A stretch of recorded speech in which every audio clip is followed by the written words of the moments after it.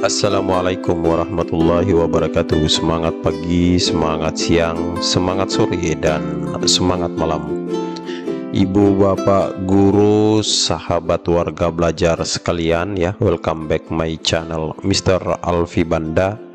Pada kesempatan ini kita akan belajar ya terkait tentang Peraturan Menteri Pendidikan, Kebudayaan, Riset, dan Teknologi nomor 12 tahun 2024 yang baru saja dirilis ya. Ini terkait tentang kurikulum pada pendidikan anak usia dini, jenjang pendidikan dasar, dan jenjang pendidikan menengah. Ibu, bapak, sahabat sekalian, kita ketahui bersama bahwa saat ini Kemdikbudristek ya sedang berupaya untuk membuat sebuah transformasi pembelajaran atau transformasi yang benar-benar sesuai dengan kebutuhan saat ini dan untuk menjawab tantangan kehidupan di masa mendatang ya. Nah, menurut Permendikbudristek ya nomor 12 tahun 2024 ini, bahwa untuk membangun manusia merdeka, yang mana manusia yang beriman dan bertakwa kepada Tuhan Yang Maha Esa dan berakhlak mulia, serta berkarakter ya Pancasila. Nah, maka pendidikan ini perlu diarahkan untuk memberdayakan dan membangun kemandirian peserta didik dengan tetap mengakui hak dan kewenangan pendidik. Nah, pada topik ini kita akan fokus pada kerangka dasar kurikulum merdeka. Ibu bapak sekalian, garis-garis besar ya bagi bapak ibu yang sudah mempelajari Permendikbud 12 ini, garis-garis besar yang bisa saya simpulkan dari isi Permendikbudristek ini adalah diantaranya adalah kerangka dasar kurikulum merdeka, terus struktur kurikulum merdeka, dan pengembangan ekstrakurikuler. Nah, untuk memudahkan pemahaman kita dari isi Permendikbudristek ini, pada konten ini kita akan fokus pada kerangka dasar kurikulum merdeka ya, sahabat-sahabat sekalian. Nah, mari sama-sama kita pelajari seperti apa kerangka dasar kurikulum merdeka yang dimaksudkan dalam Permendikbudristek nomor 12 tahun 2024 ya. Nah, kurikulum merdeka atau kurikulum ya, ini adalah seperangkat rencana ya dan pengaturan mengenai tujuan ya, tujuan atau isi dan bahan pelajaran, serta cara digunakan sebagai pedoman penyelenggaraan kegiatan pembelajaran untuk mencapai tujuan pendidikan tertentu ya. Nah, pengertian kurikulum ini juga selaras ya dengan beberapa regulasi-regulasi sebelumnya. Intinya kurikulum itu adalah seperangkat rencana ya, sesuatu yang direncanakan atau sistem ya, ini mengenai tujuan. Artinya di kurikulum itu minimal terdapat tujuan, isi, dan bahan pelajaran, serta bagaimana ini dapat digunakan sebagai pedoman dalam menyelenggarakan kegiatan pembelajaran. Untuk apa? Untuk mencapai tujuan pendidikan tertentu. Nah, gambarannya seperti ini, bahwa kurikulum itu seperti ini ya Bapak Ibu ya. Nah, mari kita lihat ya lebih detail lagi untuk kerangka dasar ya, kerangka dasar kurikulum merdeka ya. Nah, kerangka dasar kurikulum merdeka, ibu bapak sekalian ya, ini merupakan rancangan landasan utama dalam pengembangan struktur kurikulum. Nah, terdiri dari apa? Yang pertama adalah tujuan ya, kemudian prinsip, kemudian karakteristik pembelajaran, terus landasan filosofisnya seperti apa, landasan sosiologisnya juga seperti apa, dan landasan psikopedagogisnya seperti apa. Nah, mari kita lihat per item ya, dari 6 ya, 6 muatan ya dari kerangka dasar kurikulum merdeka ini Bapak Ibu sekalian. Nah, yang pertama adalah tujuan kurikulum merdeka ya, Permendikbudristek nomor 12 tahun 2024 ya, mengenai kurikulum pada pendidikan anak usia dini, jenjang pendidikan dasar dan jenjang pendidikan menengah ini, Bapak sekalian, memiliki tujuan untuk mewujudkan pembelajaran yang bermakna ya dan efektif dalam meningkatkan keimanan dan ketakwaan kepada Tuhan Yang Maha Esa. Oke. Nah, ini ada beberapa item ya. Yang pertama, meningkatkan keimanan ya, ketakwaan kepada Tuhan Yang Maha Esa. Oke. Yang kedua yaitu akhlak mulia. Nah, dimana ini membentuk karakter murid-murid kita agar mereka memiliki akhlak yang baik dan luhur ya, serta menumbuh kembangkan cipta rasa dan karsa ya, mengembangkan kemampuan berpikir kreatif ya, rasa empati misalnya, dan rasa atau semangat berkreasi ya, cipta rasa dan karsa. Peserta didik sebagai pelajar sepanjang hayat yang berkarakter Pancasila. Nah, seperti apa peserta didik ya yang disebut sebagai pelajar sepanjang hayat ya Bapak Ibu ya. Nah, ini misalnya mereka mengerjakan pentingnya pembelajaran sepanjang hayat ya, di mana peserta didik terus belajar ya dan terus berkembang, tidak terhenti ya. Artinya ini continue ya. Kemudian berkarakter Pancasila, di mana mereka juga perlu ditanamkan nilai-nilai Pancasila sebagai dasar karakter peserta didik. Nah, Ibu Bapak sekalian, dari tujuan ini dapat kita simpulkan bahwa kurikulum merdeka ini bertujuan untuk menciptakan generasi yang beriman, generasi yang berakhlak mulia, dan memiliki karakter yang kokoh ya, berdasarkan nilai-nilai Pancasila. Oke, ini adalah tujuan kurikulum merdeka. Nah, di bagian kedua kita akan melihat tentang prinsip kurikulum merdeka. Nah, ada 3 prinsip pengembangan kurikulum merdeka. Yang pertama adalah pengembangan karakter. Prinsip ini lebih menekan pentingnya membentuk karakter murid-murid kita. Nah, Bapak Ibu sekalian, dalam kurikulum merdeka, pengembangan karakter ini melibatkan nilai-nilai moral, nilai-nilai etika ya, dan kepribadian yang baik. Nah, sehingga murid-murid kita itu perlu ditanamkan ya untuk menjadi individu yang berakhlak mulia, individu yang bertanggung jawab dan memiliki integritas. Harapannya seperti ini Bapak Ibu, bagaimana ini bisa menjadi prinsip dalam pengembangan kurikulum merdeka. Yang kedua, kurikulum merdeka itu fleksibel, dapat disesuaikan dengan kebutuhan pengembangan kompetensi peserta didik. Nah, ini kalau kita mengikuti perilisan ya, Permendikbud 12 ini yang disampaikan oleh Mas Menteri ya, kurikulum ini fleksibel, tidak paten ya. Dia berkembang menyesuaikan dengan keadaan yang ada di setiap satuan pendidikan. Sehingga kurikulum merdeka ini dirancang agar bisa fleksibel, dapat disesuaikan dengan kebutuhan pengembangan kompetensi murid-murid kita di setiap satuan pendidikan.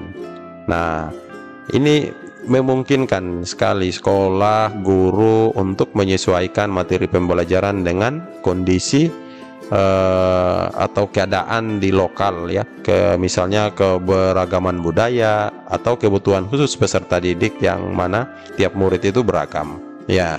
Dan yang ketiga, fokus pada materi esensial ya. Mas Menteri juga menekankan di bagian ini ya, ada topik-topik tertentu yang bisa dimajukan atau bisa dimundurkan sesuai kebutuhan. Nah, berarti ini fleksibel ya, artinya lebih fokus pada muatan esensial di mana prinsip ini lebih menekankan pentingnya memusatkan ya, atau mensenterkan perhatian pada muatan esensial. Artinya bahwa kurikulum itu harus memprioritaskan materi yang benar-benar relevan, sesuai, atau fundamental bagi perkembangan murid-murid kita. Nah, sehingga apa? Sehingga peserta didik akan memperoleh pengetahuan dan keterampilan itu sesuai dengan esensial untuk kehidupan sehari-hari dan masa depan mereka. Ini yang dimaksud dengan fokus pada materi esensial. Bu Bapak sekalian, prinsip ini tentunya bertujuan untuk menciptakan pembelajaran yang lebih bermakna seperti yang disampaikan pada tujuan tadi. Pembelajaran yang lebih relevan ya dan efektif bagi peserta didik dalam rangka untuk mempersiapkan mereka menjadi individu-individu yang berkarakter dan siap menghadapi tantangan dunia modern ke depan nanti. Ya, ini di bagian prinsip kurikulum merdeka. Nah, kemudian ya pada karakteristik ya karakteristik pembelajaran kurikulum merdeka. Nah, ini Ibu Bapak sekalian, yang pertama memanfaatkan penilaian atau asesmen pada awal, proses, dan akhir pembelajaran untuk memahami kebutuhan belajar dan perkembangan proses belajar yang telah ditempuh peserta didik. Ya, ada yang khas di kurikulum merdeka, salah satunya adalah hadirnya asesmen awal. Ya, kalau biasanya kita hanya fokus pada asesmen di proses dan di akhir. Nah, saat ini asesmen awal bagian daripada khasnya kurikulum merdeka. Nah, oleh sebabnya dengan asesmen awal atau yang sering disebut dengan asesmen diagnostik ya. Ini bisa menjadi data atau referensi bagi guru dalam rangka untuk mengembangkan atau merancang pembelajaran atau pijakan untuk memutuskan ya sebuah metode, sebuah media, sebuah cara bagaimana memperlakukan murid.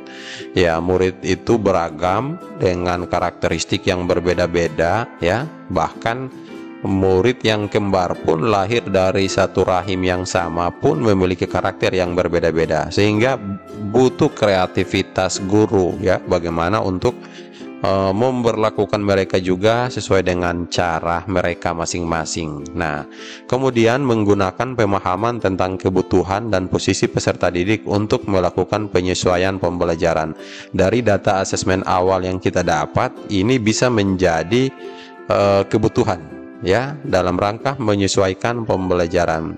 Ya, artinya kecepatan mengajar guru dan kebutuhan belajar murid itu selaras ya, seimbang. Ya, jangan sampai kecepatan mengajarnya lebih cepat daripada kebutuhan yang diinginkan oleh murid-murid kita. Ya, nah yang ketiga Ibu Bapak, memprioritaskan terjadinya kemajuan belajar peserta didik dibandingkan cakupan dan ketuntasan muatan kurikulum yang diberikan. Ya, guru diharapkan mampu memprioritaskan atau lebih mengutamakan kemajuan belajar peserta didik ketimbang daripada ketuntasan belajar. Nah, kenapa? Karena dengan mengedepankan kemajuan belajar, Ibu Bapak, ini akan menjadi sebuah cara bagi guru dalam merefleksikan pembelajaran. Nah, ketika ini bisa dilaksanakan dengan baik, ya yakin dan percaya bahwa pembelajaran itu akan tercapai, pembelajaran itu akan tuntas. Nah, ini yang terpenting ya Bapak Ibu ya. Kemudian yang keempat adalah mengacu pada refleksi atas kemajuan belajar peserta didik yang dilakukan secara kolaboratif dengan pendidik lain. Nah, ini jiwa atau prinsip kolaboratif perlu sekali dalam pembelajaran di kurikulum merdeka Bapak Ibu. Dengan cara apa? Dengan cara ini, refleksi. Ya, kita belajar dari pengalaman refleksi ya. Karena dengan refleksi kita akan mampu untuk mengukur bukan saja keberhasilan muridnya, tapi keberhasilan kita sebagai guru. Apakah pembelajaran hari ini sudah mencapai tujuan yang hendak dicapai bersama? Ya, bagaimana kenyamanan belajar, kemudian juga kebahagiaan murid dalam belajar itu penting untuk direfleksikan, ya, karena menyediakan pembelajaran yang aman, nyaman, dan menyenangkan itu merupakan faktor utama dalam mencapai kemajuan belajar. Ketika itu sudah aman, nyaman, dan murid merasa menyenangkan dalam pembelajaran, murid sudah well-being dengan pembelajaran yang kita buat, nah murid akan mudah untuk mencapai tujuan pembelajaran. Nah, Bapak Ibu sekalian, nah di samping itu dalam ini juga ada landasan filosofis, ya, kurikulum merdeka, ya. Kurikulum merdeka bertujuan mengarahkan pendidikan berdasarkan cita-cita kemerdekaan dan Pancasila. Nah, dengan fokus mencerdaskan kehidupan bangsa, mewujudkan masyarakat yang adil dan beradab. Filosofi ini mengikuti pemikiran Ki Hajar Dewantara dalam membangun manusia yang mandiri. Pembelajaran difokuskan pada kemerdekaan dan pengembangan kemandirian peserta didik dengan tujuan agar mereka mencapai keselamatan dan kebahagiaan setinggi-tingginya sebagai manusia dan anggota masyarakat. Nah, Ibu Bapak sekalian, landasan filosofis ini, ya, ini menggambarkan bahwa bagaimana cita-cita kemerdekaan dan nilai-nilai Pancasila ini dapat diwujudkan, ya, dalam pembelajaran. Nah, ini untuk mengarahkan pendidikan kita berdasarkan cita-cita kemerdekaan dan nilai-nilai Pancasila itu. Nah, bahwa pendidikan itu diarahkan untuk memperkuat semangat kemerdekaan dan mengajarkan nilai-nilai yang terkandung di dalam Pancasila, ya. Kemudian juga mencerdaskan kehidupan bangsa, ya. Filosofi ini mungkin menekankan pentingnya bahwa pendidikan itu mencerdaskan kehidupan bangsa sebagaimana amanah undang-undang, ya. Nah, kurikulum merdeka, Ibu Bapak sekalian, lebih fokus pada pengembangan pengetahuan, keterampilan, dan karakter peserta didik agar mereka bisa berkontribusi, ya, secara positif bagi kemajuan bangsa ke depan. Nah, kemudian juga bagaimana kurikulum ini bisa mewujudkan masyarakat yang adil dan beradab, ya. Nah, Ibu Bapak sekalian, sebagaimana di sini bahwa pemikiran Ki Hajar Dewantara, ya, bahwa seorang pendidik, ya, Ki Hajar memandang pendidikan sebagai sarana untuk membangun manusia yang mandiri, kreatif, dan berdaya saing. Nah, sehingga pendidikan menurut Ki Hajar Dewantara itu bagaikan peran seorang petani, yang mana perannya itu bukan mengubah apa yang ditanam ke tujuan yang lain. Misalnya dia menanam padi, mengubahnya berharap bahwa nanti dari bibit padi itu akan berubah menjadi jagung. Nah, itu yang peran-peran yang tidak bisa kita ubah, Bapak Ibu. Tetapi bagaimana padi yang kita tanam itu dapat tumbuh dan berkembang menjadi padi-padi yang bermanfaat bagi banyak orang. Nah, sehingga perlu bahwa memperhatikan kodrat yang melekat pada murid kita, ya. Nah, ya, kodrat itu tinggal kita kembangkan. Menurut Ki Hajar, murid itu hadir ke sekolah itu tidak kosong, ya. Murid hadir dengan garis samar-samar yang nantinya berdasarkan tuntunan guru, bimbingan dari guru itu sendiri, maka murid akan mampu menampilkan garis yang masih samar-samar tadi. Nah, Bapak Ibu sekalian, ini sekilas tentang bagaimana landasan filosofis kurikulum merdeka. Endingnya itu apa? Endingnya adalah keselamatan dan kebahagiaan. Ini tujuan akhir harapannya, Bapak Ibu, sebenarnya, ya, agar murid-murid kita bisa mencapai keselamatan dan kebahagiaan yang setinggi-tingginya. Nah, sebagai apa? Sebagai manusia, ya, sebagai dirinya, ya. Terus tidak sampai untuk dirinya saja, tetapi dia juga bisa selamat, dia bisa bahagia dengan setinggi-tingginya, juga peran dia sebagai anggota masyarakat. Nah, Oke, ini landasan filosofis kurikulum merdeka menurut Permendikbudristek nomor 12 tahun 2024. Di samping itu juga ada landasan filosofis ya, kurikulum merdeka ya. Nah, landasan filosofis kurikulum merdeka yang pertama, pendidikan nasional Indonesia itu mendorong tercapainya kemajuan dengan berpegang dan mempertimbangkan konteks Indonesia, terutama akar budaya Indonesia. Nah, konteks Indonesia dan akar budaya di sini dimaksudkan bahwa pentingnya konteks Indonesia dan akar budaya dalam pendidikan. Ini berarti bahwa pendidikan harus mempertimbangkan nilai-nilai lokal, nilai-nilai tradisi ya, atau kearifan lokal ya dalam mengembangkan kurikulum. Sehingga dengan memahami konteks ini diharapkan bahwa pendidikan dapat lebih relevan dan bermanfaat bagi kehidupan peserta didik di masa mendatang. Jadi belajar bukan untuk hari ini saja, tapi murid juga belajar untuk kehidupan dia di masa mendatang. Ini yang disebut dengan pembelajaran atau pendidikan yang bermakna. Kemudian yang kedua, Ibu Bapak sekalian, pendidikan nasional Indonesia ini diarahkan untuk membentuk manusia Indonesia yang holistik ya, yang dapat mengoptimalkan potensi diri dengan baik untuk tujuan yang lebih luas dan besar. Nah, membentuk manusia holistik ini ya, dalam filosofi ini menekankan pentingnya membentuk manusia yang holistik. Artinya pendidikan tidak hanya fokus pada aspek akademis. Nah, kata Mas Menteri ya, kalau dulu lebih fokus kepada hafalan-hafalan ya, nah sekarang ini yang lebih dioptimalkan bagaimana potensi diri peserta didik secara menyeluruh. Nah, itu bisa dimunculkan ya, atau yang lebih diutamakan ya, yang lebih relevan dengan situasi saat ini.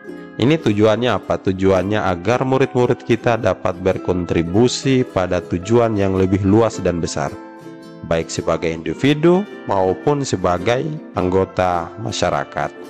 Nah, yang ketiga, Bapak Ibu, pendidikan nasional Indonesia ini responsif terhadap perubahan sosial, ekonomi, politik, dan budaya. Nah, respon terhadap perubahan sosial, ekonomi, politik, dan budaya ini bahwa pendidikan mengajarkan keterampilan dan pengetahuan yang relevan dengan kondisi zaman ya. Nah, sehingga peserta didik siap menghadapi tantangan masa depan ya.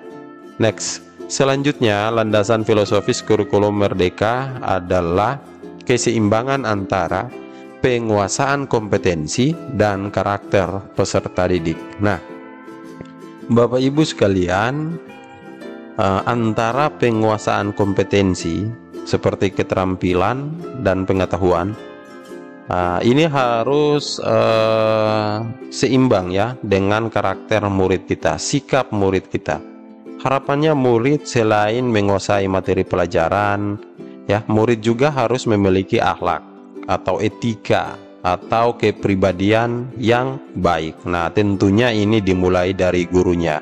Bapak Ibu bisa pelajari Perdirjen GTK 2626 ya, tentang model kompetensi guru. Kalau kita menginginkan murid-murid kita seperti ini, maka kita awali lagi dari gurunya ya, sebagai contoh, sebagai teladan. Nah, kemudian Bapak Ibu, yang kelima, keleluasaan satuan pendidikan dalam menyusun kurikulum dan mengimplementasinya. Nah, Bapak Ibu sekalian, dalam menyusun dan mengimplementasi kurikulum merdeka ya, nah mungkin kita dapat menggunakan pendekatan-pendekatan yang lebih sesuai dengan kondisi lokal dan kebutuhan peserta didik di lingkungan masing-masing. Maksudnya, setiap sekolah itu memiliki kebutuhan, keadaan, ketersediaan sarana yang berbeda-beda.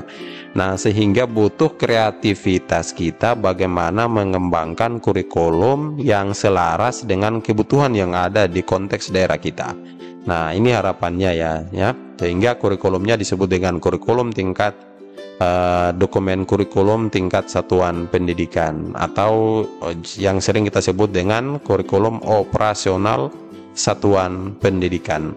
Yang keenam, Bapak Ibu, landasan filosofis kurikulum merdeka adalah pembelajaran perlu melayani keberagaman dan menyesuaikan dengan tingkat perkembangan peserta didik. Nah, pada bagian ini ya, bagaimana melayani keberagaman yang ada pada peserta didik, bahwa murid itu hadir dengan beragam karakter, beragam hobi, beragam cara, beragam minat ya, bahkan beragam kesiapan belajarnya. Oleh sebabnya, pelayanan yang kita berikan kepada murid juga itu sesuai dengan tingkat perkembangan peserta didik. Nah, kita kembali lagi ya di bagian tadi yang disampaikan, bahwa bukan saja untuk mencapai atau mengejar ketuntasan, tetapi bagaimana pembelajaran itu bisa bermakna, bisa berkesan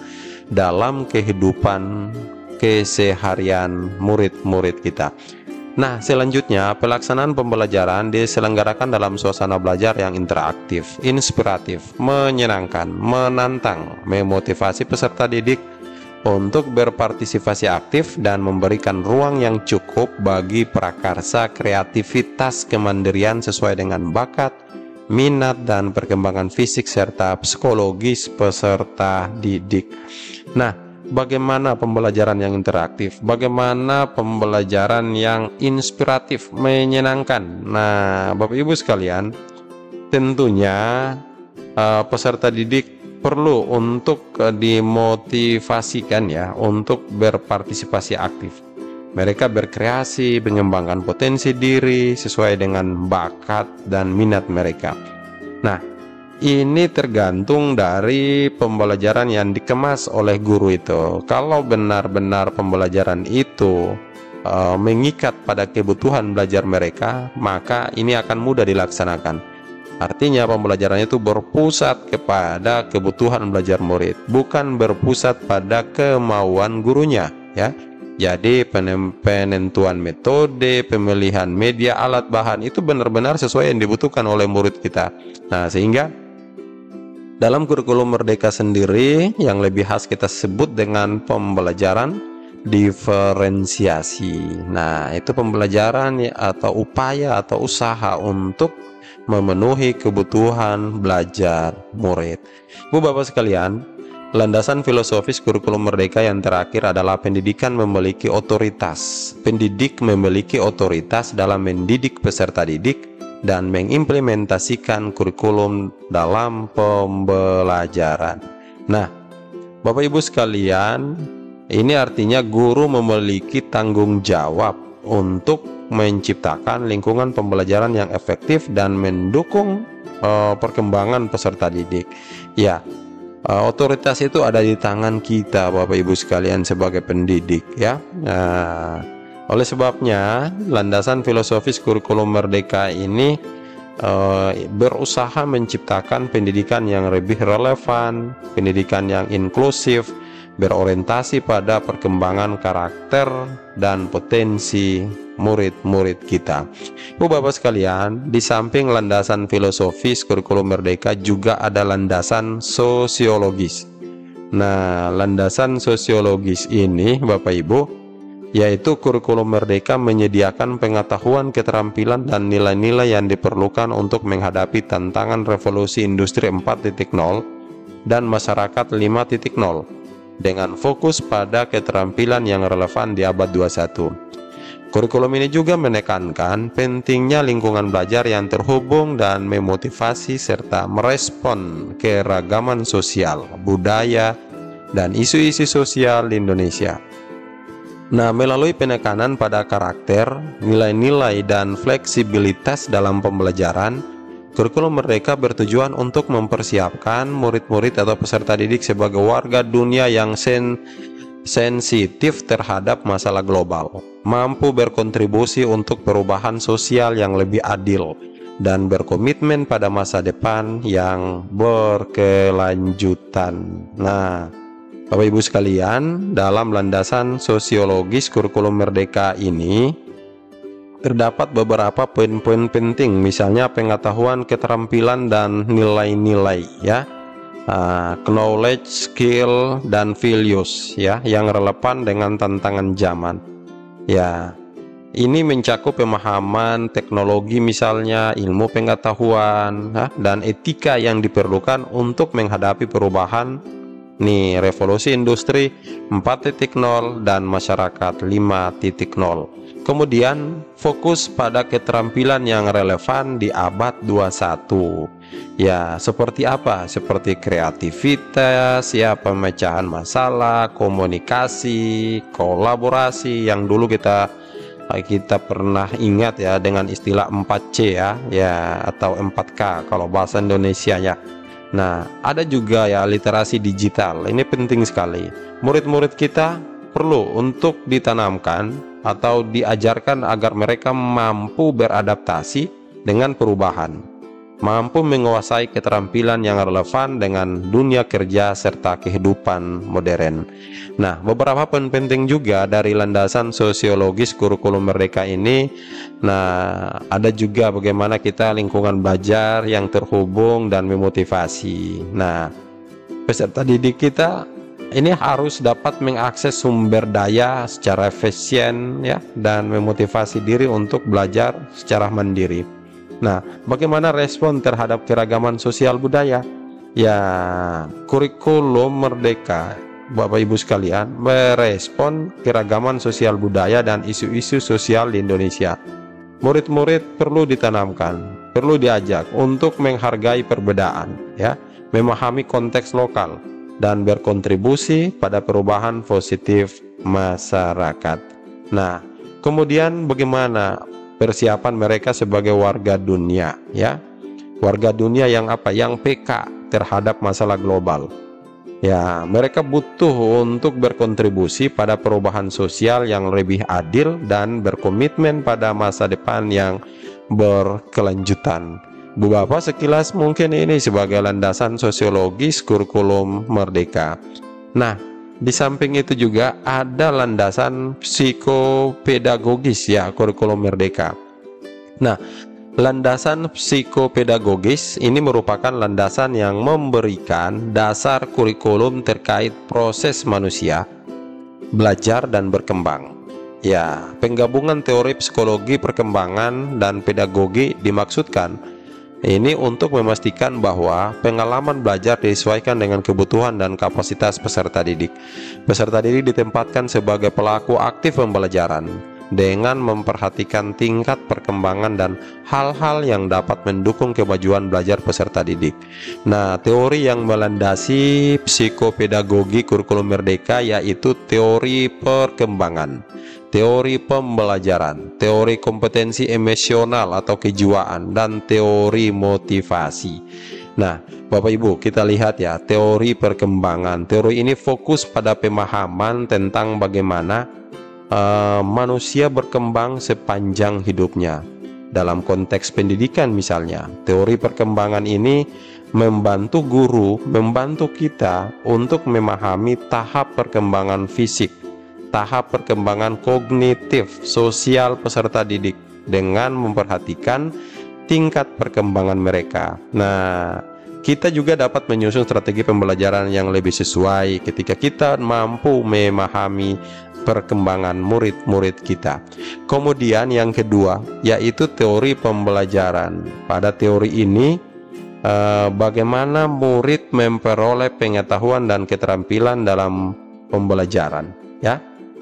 Sehingga guru perlu memahami berbagai metode pembelajaran yang efektif, termasuk pendekatan yang memperhatikan profil ya atau gaya belajar murid. Nah, ini yang disebut dengan teori pembelajaran ya, yang dimaksudkan di sini Bapak Ibu.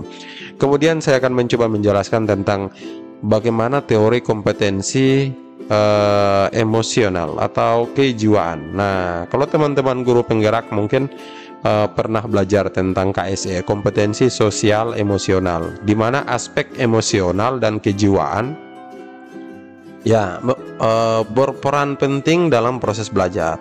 Dalam teori ini menekankan bahwa pentingnya pengembangan kompetensi emosional, seperti bagaimana kemampuan murid dan gurunya mengelola emosi, kemampuan guru dan muridnya berempati dan berkomunikasi dengan baik.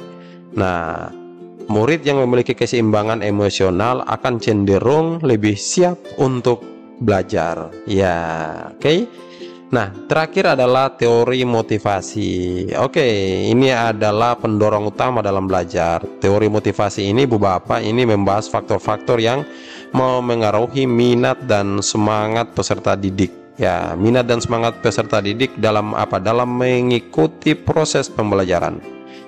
Bahwa pendidikan harus memahami cara memotivasi pendidik, guru, cara memotivasi peserta didik agar mereka aktif berpartisipasi dalam pembelajaran. Ibu bapak sekalian, teori psikopedagogis ini dalam kurikulum Merdeka diharapkan dapat menciptakan lingkungan pembelajaran yang sesuai dengan kebutuhan dan potensi murid-murid kita. Kemudian memastikan bahwa murid ditempatkan sebagai pelaku aktif dalam proses pembelajaran. Sekilas mungkin itu yang dimaksud dengan landasan psikopedagogis di dalam yang melekat pada pengembangan kurikulum Merdeka. Oke, demikian Bapak Ibu sekalian yang bisa saya bagikan dan saya jelaskan lewat kesempatan ini. Semoga menginspirasi Ibu Bapak sekalian, semoga membantu. Terima kasih, mohon maaf atas segala kekurangan. Assalamualaikum warahmatullahi wabarakatuh.